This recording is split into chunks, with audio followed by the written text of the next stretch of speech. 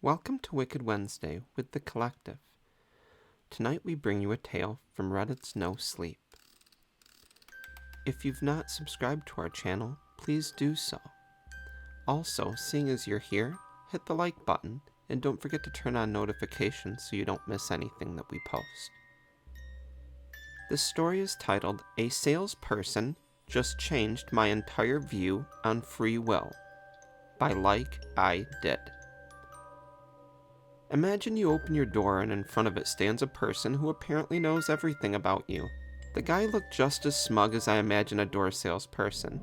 Honestly, I didn't know that they even existed anymore. I mean, it does feel slightly intrusive and somewhat old-fashioned, especially as this particular guy didn't stop ringing until I finally opened the door. "Good day, sir. How is your morning going?" He was remarkably tall, but with great posture. He had to look down at me as he was speaking. Good. Thanks. Well, good to hear that. So you don't have any problems with your parasites yet, huh? I gave him a confused look. Oh, I'm awfully sorry. I have started this conversation in all the weirdest ways. I didn't even introduce myself. How silly. My name is Jonathan Musterman, and I work with Parasites Corps. Many neighbors have had recent problems in their houses, you see. Oh, you're from pest control. I raised an eyebrow. He was definitely not dressed like someone who wanted to kill some insects. He shook his head vigorously. No, I don't want to kill anything in there. I'm simply here to drop off a sample, and if you like it, you can give me a call. Easy peasy. See? If they find their way inside, I know you think I'm trying to sell you something you don't need, but you are simply wrong, Owen. Of course he already knew my name as well. I opened my mouth, but he cut me off. Alright, I don't want to bug you any longer. I imagine you don't want your colleagues to wait too long. What? He started rummaging through his suitcase and pulled out a black envelope. It's pretty much self-explanatory, Jonathan smiled. Say hello to your parents when you talk to them. It was a completely odd way to start my morning, but I was just glad that he was gone. In the afternoon, the doorbell rang again, and I was already dreading who would be behind it. I thought Jonathan was back already to ask what I thought of his sample, which I hadn't even opened. So I was positively surprised to open the door to a familiar face instead. Mila! Hey, Owen. She smiled and gave me a big hug. Mila was the daughter of our next-door neighbors, and we'd been close friends growing up. My mom told me you were here. I meant to come by sooner, but had some work to do. Can I come in? Yeah, of course. I was just about to close my laptop for the day. We walked straight to the living room and sat down on the couch.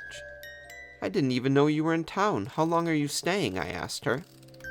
Mila moved away right after high school, so we only seen each other occasionally when we're both home during holidays. She frowned. Yeah, but I'm leaving again tonight. Actually, I have to leave really early tomorrow morning, but I might be back in a few days, so you won't have to die of boredom. I have to admit I was a bit disappointed. There weren't many people in town that I was still in contact with. Well, I'm not all alone. Today I got a really interesting visitor, I grinned. A guy from Parasite Corps. I proceeded to tell her about my weird encounter with Jonathan, and to be honest, I hadn't realized how absurd it truly was until I said it all out loud. Shit, that guy bugs us all the time too, she called out. He's so creepy, always tries to find a way inside, and I've never seen a truck or any other people from his strange firm. Did he give you anything? Yeah, some sample, but I don't even know what it is. Throw it away. Her gaze was all serious now and her voice stern, though I believe I heard some fear in it. I can't explain, but it's something about him. It's really wrong. Whatever he gave you, it's probably not good. He'll use it as a reason to come into the house and you won't be able to get rid of him. I swallowed. It's not like I'm a little kid anymore, but I suddenly felt very weird about being all alone in this house. Yeah, okay. I'll throw it out. To be honest, I wasn't planning on entertaining him again, but you think he's dangerous or something? She shrugged. I don't know. It's more of a feeling, but better safe than sorry, right? Mila ordered pizza and we watched a movie until I almost fell asleep. It It was great seeing her again and catching up, especially as my days usually looked the same at the house. Same breakfast, same workplace, same grocery store, the exact same routine. So it was quite easy to notice the irregularities. For starters, I forgot a whole day of work. I woke up, logged into my laptop, and made breakfast, which I had in front of the television, where I stayed until I got hungry again. I randomly found some documentaries on YouTube and somehow kept switching to more and more of them. With my lunch on my lap, I continued the same until it got dark.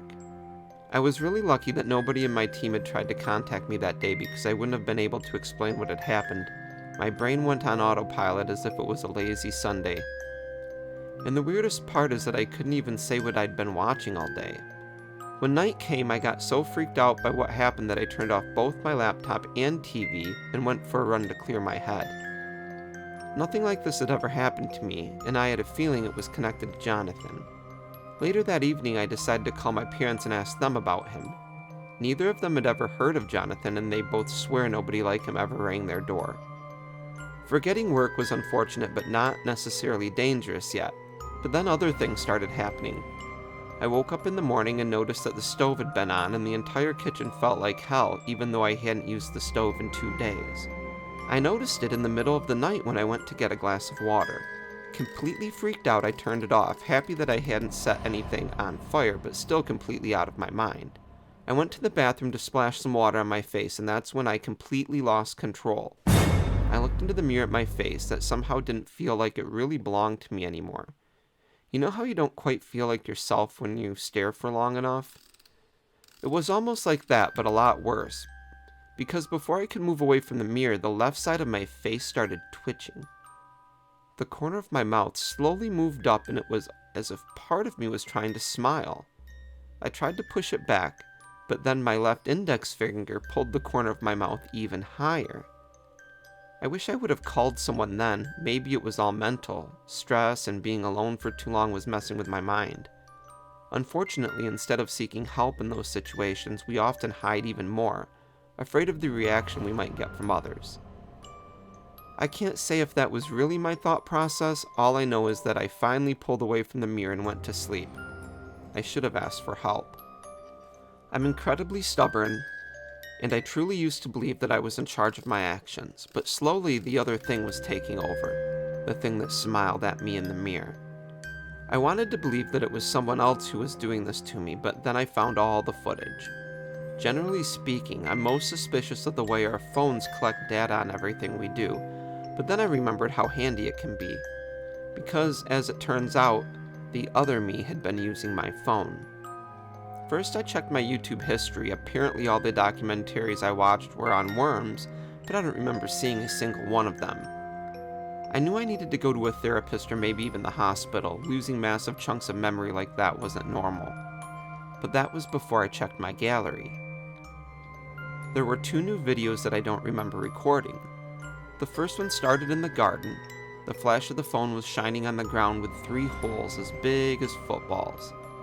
"We don't need them now, but we'll hide them here until we get hungry," a voice spoke. My voice.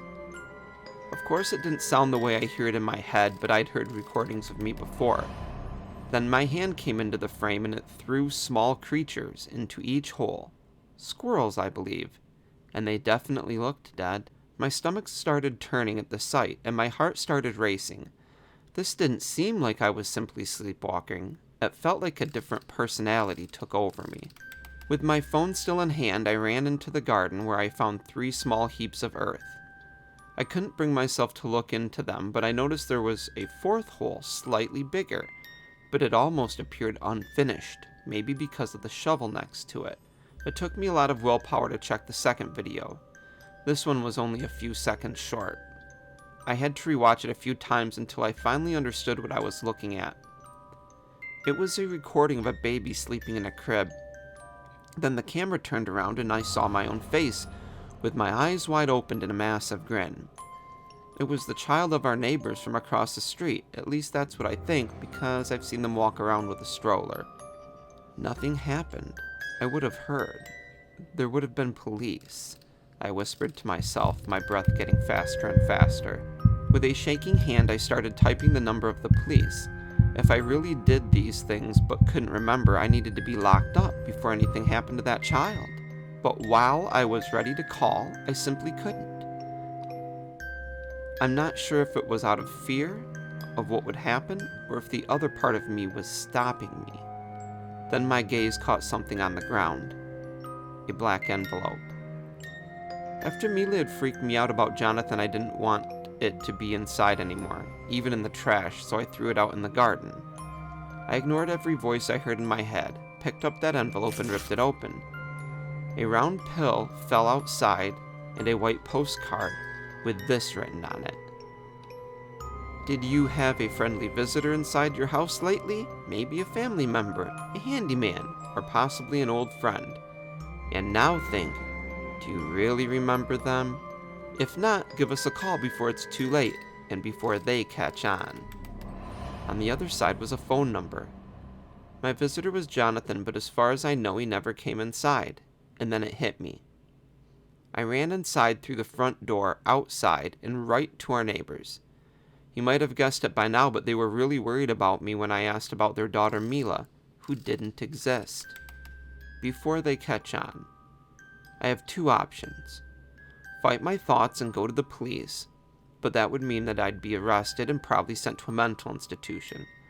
Or call the number. But it was very well possible that Jonathan did all this to me, that he sent Mila. Oh boy, they got you so quickly. You should have opened the sample when I gave it to you. You know I can assist, but I can't do everything for you. There he was, the smug salesman, back at my door, but this time, because I invited him, which I realize sounds incredibly stupid, but I had a feeling that this was what I needed to do. Mainly because my gut was telling me not to, and because I don't believe my gut belongs to me in the moment. This is insane. What the did you do to me? I shouted, not caring if any neighbors could hear me. Oh, and I didn't do anything. I told you there was a parasite infection going around. I'm here to kill them. This really has nothing to do with you.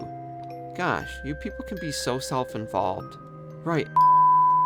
So how do you know everything about me and my parents if you haven't been targeting us? I was so furious. I wanted to punch this guy in the face, but I knew I'd regret that.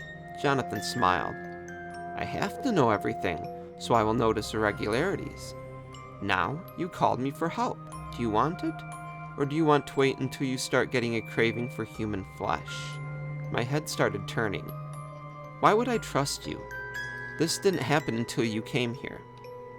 He shrugged. I came because you were new here. Easy target for them. I really am trying my best to be trustworthy, although, if I am honest, I do not care about you. I just want the thing out. But you people always think you're in control. You can't even imagine something else taking over. Are you human? He burst out into laughter. How odd. Nobody has asked that before. Human, not human, doesn't matter. Now let's not waste any more time. It will get more powerful, and then I might become your next meal. He took a deep breath. Now you have the pill that was in the envelope? Jonathan pushed me aside and came into the house, closing the door behind him.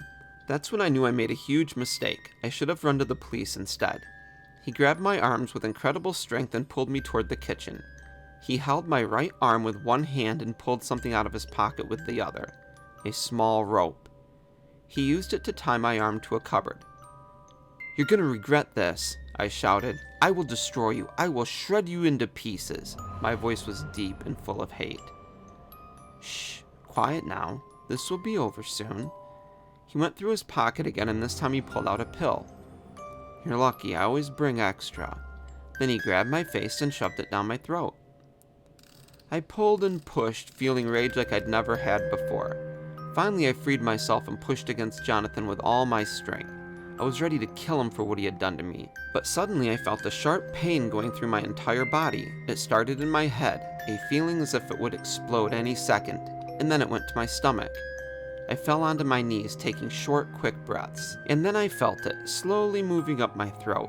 I had to stop the urge to swallow, because I knew whatever that was, it needed to come out. Except, I still can't believe what I saw crawling out of my mouth. A slimy black worm the size of my thumb. Jonathan saw it right away, grabbed it, and pulled it out of me.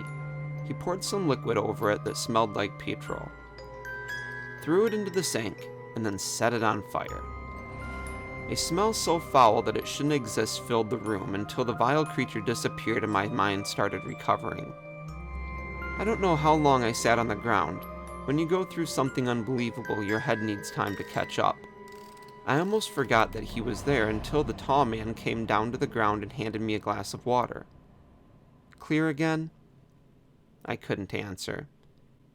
You don't need to believe me, but I really didn't do this. I mean, I'm not doing this out of the goodness of my heart either. I was hired to kill them.